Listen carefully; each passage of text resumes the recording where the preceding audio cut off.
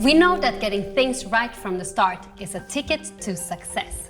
By understanding the different properties of plastic, we can recycle much more than we do today and create a circular economy for plastic as well.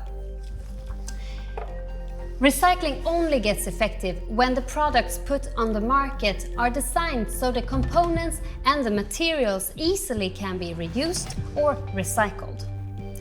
The great opportunity of change therefore lies in the design phase. Louise, Jens, welcome. Thank you. Thank you.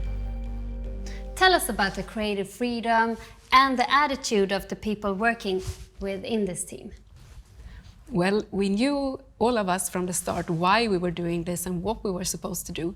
When it came to the question of how to achieve those goals, we were free to decide within the team what approach to take. And that created an open environment and an inspiring environment, and it gave the team a confidence. And I think it suited the team members, those who are in the team, and they are all experts and really skilled within their fields, but at the same time, down-to-earth people who are pragmatic and wants to move ahead and get things done, solve the problem at hand.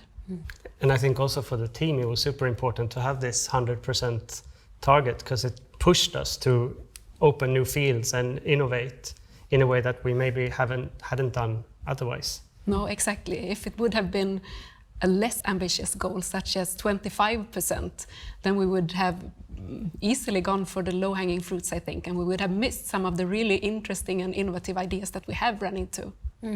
What difference does it make to get involved in the project as early as in the design phase?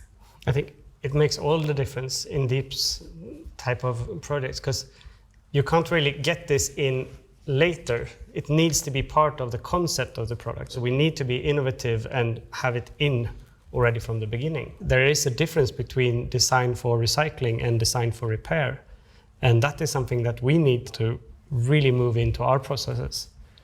Louise, tell us about the main challenges for this project. Yes, there are of course many challenges in a project like this. And one big one that we ran into quite early in the project was that it could potentially be such a wide scope, creating circular products on a global scale, which is the case when we're working with a company like Electrolux, of course.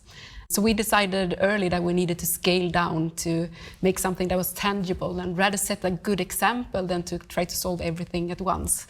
So we took this one vacuum cleaner model and a small series of that one, and we also worked in a small geographical area.